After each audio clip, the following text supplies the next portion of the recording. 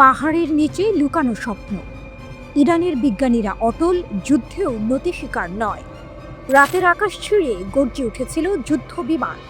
12 দিন ধরে ইরানের আকাশে ইসরায়েলের আগুন নেমে এসেছিল, কিন্তু সেই আগুন পৌঁছাতে পারেনি ইরানের হৃদয়ে। কারণ যাদের নিশানা করা হয়েছিল ইরানের সেরা পারমাণবিক বিজ্ঞানীরা, তারা এখনও জীবিত, এখনও প্রস্তুত। ব্রিটিশ দৈনিক দ্য টেলিগ্রাফ জানায়, ইসরায়েলের টার্গেটে থাকা শতাধিক বিজ্ঞানীর মধ্যে 15 জনের বেশি এখন তেহরানের নিরাপদ ভিলায় বা দেশের উত্তরের উপকূলের সুরক্ষিত স্থানে আশ্রয় নিয়েছেন। তারা পরিবার নিয়ে বিশ্ববিদ্যালয় ছেড়ে গেছেন, তবুও তাদের চোখে ভয়ের ছাপ নেই, বরং জেদ, দৃঢ়তা। সিনিয়র এক ইরানি কর্মকর্তা জানান, আগের পারমাণবিক প্রকল্পে যুক্ত শিক্ষকদের বদলে এখন এমন ব্যক্তিদের নিয়োগ দেওয়া হচ্ছে যাদের সেই কর্মসূচির সঙ্গে কোনো সম্পর্ক নেই, যেন ছায়ার ভেতর থেকে নতুন চারা গজাচ্ছে। ইসরায়েলি বিশেষজ্ঞরা পর্যন্ত দ্য টেলিগ্রাফকে বলেছেন, ইরানের নিহত বিজ্ঞানীদের কাজ চালিয়ে নিতে প্রস্তুত নতুন গবেষকরা। তারা এই দৃশ্যকে তুলনা করেছেন মৃতদের হাঁটাহাঁটির সঙ্গে, যেন মৃত্যু এসেও কাজ থামাতে পারছে না। এরই মধ্যে এই নতুন প্রজন্মের বিজ্ঞানীদের নিরাপত্তা ঘিরে তেহরান কড়া প্রহরা বসেছে। কিন্তু কারা এই নতুন বিজ্ঞানীরা? তাদের নিরাপত্তা ব্যবস্থা এতটাই কঠোর যে তাদের পরিচয় বা অবস্থান সম্পর্কে কিছুই জানা যায় না। ইরানের শক্তি এখানে, একদল বিজ্ঞানী মারা গেলেও অন্য দল প্রস্তুত, যেন এক অবিরাম স্রোত। যুক্তরাষ্ট্রের প্রেসিডেন্ট ডোনাল্ড ট্রাম্প দাবি করলেন, ইরান এখনো ইউরেনিয়াম সমৃদ্ধকরণ বন্ধ করেনি বা আন্তর্জাতিক পরিদর্শন মেনে নেয়নি। তার কথায়, ইসরায়েল ইরান সংঘাতের পর ইরানের পারমাণবিক প্রোগ্রাম স্থায়ীভাবে পিছিয়ে গেছে, তবে তারা হয়তো আবার অন্য কোথাও থেকে শুরু করবে। তবে বাস্তব ছবিটা ভিন্ন। সিএসবিএস নিউজ জানায়, মার্কিন যুক্তরাষ্ট্র 3টি B-2 বোমারু বিমান ফোর্দো পারমাণবিক স্থাপনায় হামলা চালায়। এই বিমানে ছিল 6টি বাংকার বাস্টার বোমা, যা পাহাড় কেটে ফেলতে পারে, কিন্তু ইরানের মনোবল ভাঙতে পারে না। ফোর্দো ইরানের গর্ব, পাহাড়ের নিচে 300 ফুট গভীরে লুকানো ইউরেনিয়াম সমৃদ্ধি কেন্দ্র। শুধু ফোর্দো নয়, নাতানজ এবং ইস্পাহানের মতো গুরুত্বপূর্ণ স্থাপনাতেও যুক্তরাষ্ট্রের টমাহক ক্ষেপণাস্ত্র আঘাত হানে। জাতিসংঘের আন্তর্জাতিক পরমাণু শক্তি সংস্থা IAEA বলেছে, এই হামলার পরেও আশেপাশে তেজস্ক্রিয়তা বাড়েনি। ইরানের পারমাণবিক শক্তি সংস্থা হামলার সত্যতা স্বীকার করলেও জোর দিয়ে বলেছে, এতে তাদের উন্নয়ন থামবে না। ইসরায়েলের পররাষ্ট্রমন্ত্রী গিদেওন স্যার দাবি করেছেন, ইরানের পারমাণবিক প্রোগ্রাম 2 বছর পিছিয়ে গেছে, কিন্তু তেহরান সঙ্গে সঙ্গে সেই দাবি উড়িয়ে দিয়েছে। ইরানের পার্লামেন্ট সদস্য মাহদি মোহাম্মদি স্পষ্ট বলেছেন, আমাদের কাছে কিছুই অপ্রত্যাশিত ছিল না। আমরা কয়েক রাত ধরে এই ফোর্দোতে হামলার অপেক্ষা করছিলাম। কর্মীরা আগেই সরিয়ে নেওয়া হয়েছিল, হামলা হয়েছে, কিন্তু বড় কোনো ক্ষতি হয়নি। এই হলো ইরানের কাহিনী, যেখানে পাহাড়ের নিচে শুধু ইউরেনিয়াম নয়, লুকিয়ে আছে এক জাতির স্বপ্ন। বোমা কাঁপিয়েছে মাটি, কিন্তু ভাঙতে পারেনি ইরানের সংকল্প। যুদ্ধ হয়তো আবার শুরু হবে, আকাশে আগুন জ্বলবে, কিন্তু ইরানের বিজ্ঞান আর সাহস, সেটি থাকবে অটল, অবিনশ্বর। এ যেন এক অসমাপ্ত যুদ্ধ। একদিকে ইসরায়েল ও যুক্তরাষ্ট্র মনে করছে তারা ইরানকে দুর্বল করে দিয়েছে, অন্যদিকে ইরান এক নতুন ছকে নিজেদের গুটিয়ে নিয়েছে, তাদের শক্তিকে অন্য কোনো দিক থেকে আবার সংগঠিত করছে।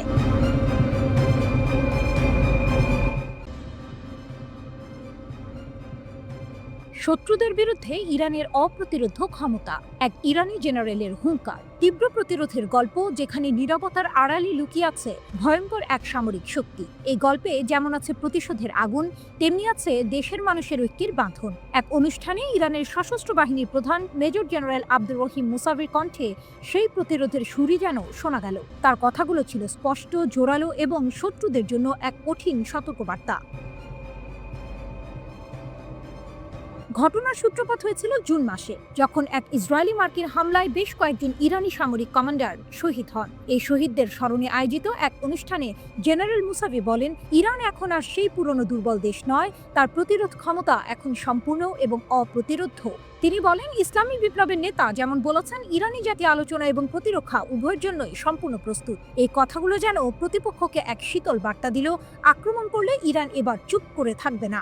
মুসাভি আরও হুঁশিয়ারি দেন, যদি কোনো নতুন আগ্রাসন হয় তবে ইরানের প্রতিক্রিয়া হবে নির্ণায়ক, চূর্ণ বিচূর্ণ এবং অতীতের যে কোনো কিছুর মতো নয়। এই বাক্যটি যেন একটি সিনেমার ক্লাইম্যাক্সের আগের দৃশ্যের মতো, এক অজানা পরিণতির দিকে ইঙ্গিত করে, যে শত্রুদের রাতের ঘুম কেড়ে নিতে পারে। জেনারেলের কথায় আরও একটি টুইস্ট ছিল। ছিল। তিনি বলেন, শত্রুরা ভেবেছিল এই হামলাগুলো ইরানের ভেতরের ঐক্য ভেঙে দেবে, কিন্তু বাস্তবে হয়েছে তার উল্টো। এই শহীদরা জাতীয় ঐক্যের বন্ধন আরও মজবুত করেছে। ইসরায়েল ইরানের বিরুদ্ধে একটি স্পষ্ট আগ্রাসন শুরু করেছিল, যার ফলে দুই দেশের মধ্যে 12 দিনের এক ভয়াবহ যুদ্ধ হয়। এই যুদ্ধে ইসরায়েলি বাহিনীর বর্বর হামলায় 1064 জনেরও বেশি ইরানি নিহত হন। সেই যুদ্ধে আন্তর্জাতিক আইন লঙ্ঘন করে মার্কিন যুক্তরাষ্ট্র ইরানি পারমাণবিক স্থাপনায় বোমা ফেলে, কিন্তু ইরান নীরব ছিল না। তারা এর প্রতিশোধ নেয়। ইরানের সশস্ত্র বাহিনী তাদের কৌশলগত স্থানগুলোতে এবং কাতারে থাকা আমেরিকার সবচেয়ে বড় সামরিক ঘাঁটিতে হামলা চালায়। এটি ছিল এক অসাধারণ পাল্টা আঘাত, যা 24 জুনে যুদ্ধের অবসান ঘটায়। জেনারেল মুসাভির মতে, ইসরায়েলের মূল লক্ষ্য হলো ইরানকে এক বিশৃঙ্খলার মধ্যে টেনে এনে যুদ্ধ শুরু করা, কিন্তু ইসরায়েলের এই চাতুরি ইরান বুঝতে পেরেছে। জেনারেল মুসাভি বলেন, শিশু হত্যাকারী ইহুদিবাদী শাসনের কোনো ভবিষ্যৎ নেই। এটি যা দেখাচ্ছে তা কেবল পতনের লক্ষণ। এই শাসন ব্যবস্থা একটি ব্রেকবিহীন গাড়ির মতো, যা কেবল ধ্বংসের দিকে এগিয়ে যাচ্ছে। তিনি আমেরিকার প্রতিও এক কঠিন বার্তা দেন। তিনি বলেন, ইরানের মানুষ আমেরিকার বিশ্বাসঘাতকতা ও অপরাধের কথা কোনোদিন ভুলবে না। ভবিষ্যতে ইরানি প্রজন্মের রক্তে এই প্রতিশোধের আগুন জ্বলতে থাকবে। তিনি আবারও স্পষ্ট করেন যে ইরান এই অঞ্চলে শান্তি ও স্থিতিশীলতা চায়, তবে সেই শান্তি আসবে আঞ্চলিক সহযোগিতার মাধ্যমে, কোনো আগ্রাসী শক্তির সম্প্রসারণবাদী নীতির কারণে নয়। এই জেনারেলের বক্তব্য কেবল একটি সামরিক বিশ্লেষণ নয়, এটি যেন এক জাতির আত্মবিশ্বাস এবং প্রতিরোধের প্রতিধ্বনি।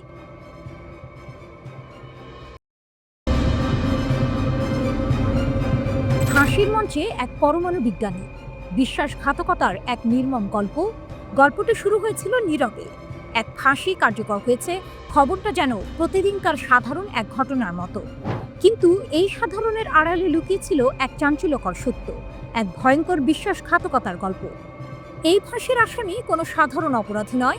একসময় সে ছিল ইরানের গর্ব, এক পরমাণু বিজ্ঞানী। নাম তার রুজবে ভাদি। গুগলে তার নাম খুঁজলে দেখা যায় তার ক্যারিয়ার ছিল অত্যন্ত উজ্জ্বল। ইরানের পারমাণবিক শক্তি অর্জনের জন্য তার অবদান ছিল অপরিসীম। ডক্টরেট ডিগ্রিধারী এই বিজ্ঞানী 2011 সালে দেশের সবচেয়ে সেরা কিছু পরমাণু বিজ্ঞানীর সঙ্গে মিলে একটি গবেষণাপত্র লিখেছিলেন। তাদের এই গবেষণা ইরানের পারমাণবিক অগ্রগতির এক গুরুত্বপূর্ণ ধাপ ছিল। কিন্তু কে জানতো, দেশের উন্নতির জন্য দিনরাত পরিশ্রম করা এই মানুষটির ভেতরেই লুকিয়েছিল এক বিষাক্ত সাপ। ইরানের বিচার বিভাগ ঘোষণা করে ইসরায়েলের গুপ্তচর হিসেবে কাজ করার জন্য রুজবে ভাদির মৃত্যুদণ্ড কার্যকর করা হয়েছে। ইরানের এই বিশ্বাসঘাতকতার গল্পটা যেন এক সিনেমার প্লট। সেই জুন মাসে ইসরায়েলের সঙ্গে সংঘাতে যে কয়েকজন ইরানি পরমাণু বিজ্ঞানী শহীদ হয়েছিলেন, রুজবে তাদেরই একজন সহকর্মী ছিলেন। তিনি শহীদ বিজ্ঞানীদের সম্পর্কে গুরুত্বপূর্ণ গোপন তথ্য মোসাদের হাতে তুলে দিয়েছিলেন। এই তথ্যই হয়তো সেই হামলার কারণ। সরকার বলছে ভাদিকে অনলাইনে নিয়োগ করা হয়েছিল। মোসাদের একজন কর্মকর্তা তাকে যাচাই বাছাই করেন, তারপর তাকে কেভিন নামে পরিচিত একজন হ্যান্ডলারের কাছে হস্তান্তর করা হয়। মোসাদ বুঝতে পারে ভাদির কর্মক্ষেত্র ও তার পদমর্যাদা তাকে এক উচ্চ মূল্যবান উৎস করে তুলতে পারে। মোসাদ তাই তাকে সরাসরি তাদের সেরা একটি বিভাগের সাথে যুক্ত করে। তাকে প্রতি মাসে একটি ক্রিপ্টোকারেন্সি ওয়ালেটের মাধ্যমে অর্থ প্রদান করা হতো, যেন তার গতিবিধি বোঝা না যায়। ভাদিকে শুধু টাকা দিয়ে শান্ত করা হয়নি, তাকে দেওয়া হয়েছিল একটি বিশেষ ফোন, ল্যাপটপ এবং 2টি ফ্ল্যাশ ড্রাইভ। এরপর তাকে দেওয়া হয় গোপন তথ্য সংগ্রহের প্রশিক্ষণ। সফলভাবে প্রশিক্ষণ শেষে তিনি ইরানের সবচেয়ে স্পর্শকাতর ও গোপন তথ্য মোসাদের কাছে পাচার করা শুরু করেন। এই বিশ্বাসঘাতকতা শুধু একজন বিজ্ঞানীর নয়, পুরো দেশের প্রতি ছিল এক ভয়ঙ্কর আঘাত। ঘটনাটি আবারও প্রমাণ করে, শত্রুরা কেবল সামরিক শক্তি দিয়ে আঘাত করে না, তারা দেশের ভেতর থেকেই শত্রুদের তৈরি করার চেষ্টা করে। কিন্তু ইরান তার শক্তি ও প্রতিরোধের প্রমাণ রেখেছে। বিশ্বাসঘাতককে খুঁজে বের করে তাকে সর্বোচ্চ শাস্তি দিয়ে ইরান প্রমাণ করেছে যে দেশের নিরাপত্তার সঙ্গে কোনো আপোষ করা হবে না। এই ফাঁসি কেবল একজন অপরাধীর শাস্তি নয়, এটি ইরানের সেই শক্তির প্রতিধ্বনি যা দেশের সার্বভৌমত্ব ও নিরাপত্তার জন্য যে কোনো মূল্যে লড়তে প্রস্তুত। এই ফাঁসির ঘটনাটি যেন এক সতর্কবাণী, যা বলছে যে কোনো দেশের সবচেয়ে বড় শত্রু দেশের বাইরের নয়, বরং ভেতরের বিশ্বাসঘাতকরা। ইরানের এই কঠোর পদক্ষেপ প্রমাণ করে দেশের সুরক্ষার জন্য তারা কতটা দৃঢ় প্রতিজ্ঞ।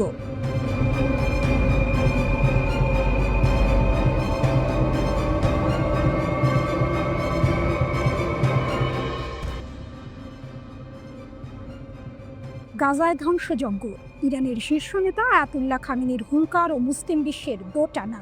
রাত গভীর, মধ্যপ্রাচ্যের আকাশে তখনও জ্বলছে পুরনো এক যুদ্ধের আগুন, যার শিখা এসে পড়েছে গাজার মাটিতে। এই আগুন শুধু ঘরবাড়ি পোড়াচ্ছে না, পোড়াচ্ছে মানবিকতা, গুড়িয়ে দিচ্ছে আশা। আর এই আগুন যখন তীব্র থেকে তীব্রতর হচ্ছে, ঠিক তখনই তেহরানের মসনদ থেকে ভেসে এলো এক হুঙ্কার। ইরানের সর্বোচ্চ নেতা আয়াতুল্লাহ আলী খামেনির কণ্ঠ থেকে বেরিয়ে আসা সেই তীক্ষ্ণ শব্দগুলো যেন তীরের ফলার মতো বিঁধছে মুসলিম বিশ্বের কর্মকুহরে। এ কোনো সাধারণ বিবৃতি নয়, এ যেন এক আলটিমেটাম, এক চরম হুঁশিয়ারি। তার এক্স হ্যান্ডেল সাবেক টুইটারে খামেনি যেন সরাসরি চোখে চোখ রেখে প্রশ্ন ছুঁড়ে দিয়েছেন মুসলিম দেশগুলোর প্রতি। তার বার্তা স্পষ্ট, গাজায় নীরব থাকার সময় এখন নয়। এই বাক্যটি শুধু একটি শব্দ সমষ্টি নয়, এটি যেন এক নীরব বিস্ফোরণ। তিনি বলছেন, যদি কোনো মুসলিম সরকার যে কোনো রূপে ইহুদিবাদী শাসন ব্যবস্থাকে সমর্থন করে এবং ফিলিস্তিনি সাহায্য বন্ধ করে, তাহলে অপমানের চিরস্থায়ী চিহ্ন তাদের সুনামকে কলঙ্কিত করবে। এই কথাগুলো কোনো সাধারণ কূটনৈতিক ভাষার মারপ্যাচ নয়, এ যেন এক অভিশাপের বাণী, যা ভবিষ্যৎ প্রজন্মের জন্য তাদের কাপুরুষতার ইতিহাস লিখে রাখবে। গাজার পরিস্থিতি তখনও ভয়াবহ। হামাস নিয়ন্ত্রিত স্বাস্থ্য মন্ত্রণালয়ের সতর্কবার্তা ছিল স্পষ্ট, ক্ষুধার্ত, দুর্বল আর অসুস্থতায় ধুঁকতে থাকা গাজার হাসপাতালগুলো মৃত্যুপুরীতে পরিণত। শত শত মানুষ মৃত্যুর মুখে, অথচ আন্তর্জাতিক মহলের নীরবতা যেন পাথর চাপা দিয়ে রেখেছে মানবিকতার কণ্ঠস্বরকে। জাতিসংঘের কণ্ঠ থেকেও ভেসে এসেছিল একই আর্তনাদ, জরুরি সাহায্য ছাড়া ফিলিস্তিনিরা অনাহারের মুখোমুখি। এমন এক পরিস্থিতিতে খামেনির এই হুঙ্কার যেন নিভে যাওয়া প্রদীপে হঠাৎ এক ঝলক আলোর শিখা। ইরানের পররাষ্ট্রমন্ত্রীও ছাড়লেন না, ইসরায়েলের বিরুদ্ধে সরাসরি অনাহার চাপিয়ে দেওয়ার অভিযোগ তুললেন। তিনি এমনকি সাহায্য বিতরণ স্থানগুলোকে মৃত্যুর ফাঁদ হিসেবে আখ্যায়িত করে এর জন্য যুক্তরাষ্ট্র ও ইসরায়েল উভয়কেই দায়ী করলেন। আরাকচি শুধু অভিযোগ করেই থামলেন না, তুরস্কের পররাষ্ট্রমন্ত্রী হাকাম ফিদানের সঙ্গে কথা বলে গাজায় গণহত্যা এবং ইসরায়েলি আগ্রাসন মোকাবিলায় জরুরি ও আইসিই শীর্ষ সম্মেলনের আহ্বান জানালেন। তার এই পদক্ষেপ যেন মুসলিম বিশ্বের মধ্যে এক নতুন করে জোট বাঁধার ইঙ্গিত। এ যেন এক নীরব প্রস্তুতি, যা হয়তো গাজায় রক্তক্ষয় বন্ধ করার জন্য নতুন কোনো আন্দোলনের জন্ম দেবে। পরিস্থিতি এতটাই জটিল যে স্থানীয় স্বাস্থ্য কর্মকর্তাদের তথ্য অনুযায়ী গাজায় ইসরায়েলের যুদ্ধে ৫৮,০০০-এরও বেশি ফিলিস্তিনি নিহত হয়েছে। এই সংখ্যাটি কেবল একটি পরিসংখ্যান নয়, এটি মানব ইতিহাসের এক কালো অধ্যায়ের সাক্ষী। প্রশ্ন হলো, খামেনির এই হুমকি কি মুসলিম বিশ্বের ঘুম ভাঙাতে পারবে, নাকি এই হুঙ্কারও অন্যান্য প্রতিবাদের মতো নীরবতায় ঢাকা পড়ে যাবে? মুসলিম বিশ্বের নেতারা কি এই অপমানের চিরস্থায়ী চিহ্ন নিজেদের গায়ে লাগতে দেবেন, নাকি গাজার জন্য এক হয়ে রুখে দাঁড়াবেন? সময়ের ঘড়ির কাঁটা ঘুরছে, আর প্রতিটি টিকটিকে গাজার মাটিতে বাড়ছে মৃত্যুর সংখ্যা। গাজার আগুন কি সত্যিই মুসলিম বিশ্বের বিবেককে জাগিয়ে তুলবে?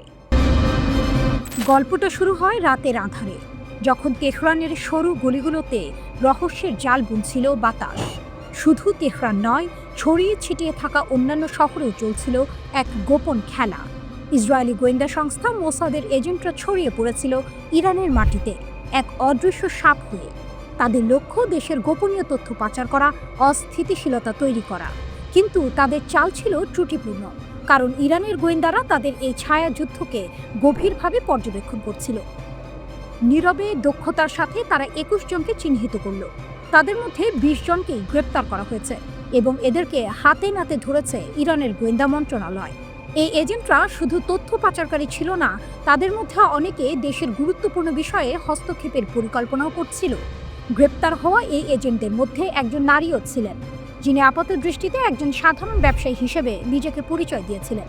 কিন্তু তার ফোন থেকে উদ্ধার হওয়া কিছু এনক্রিপ্টেড বার্তা ফাঁস করে দেয় তার আসল পরিচয়। এই গ্রেপ্তারগুলো ছিল ইরানের জন্য একটি বড় বিজয়, যা দেশের নিরাপত্তা ব্যবস্থাকে আরও শক্তিশালী করে তোলে।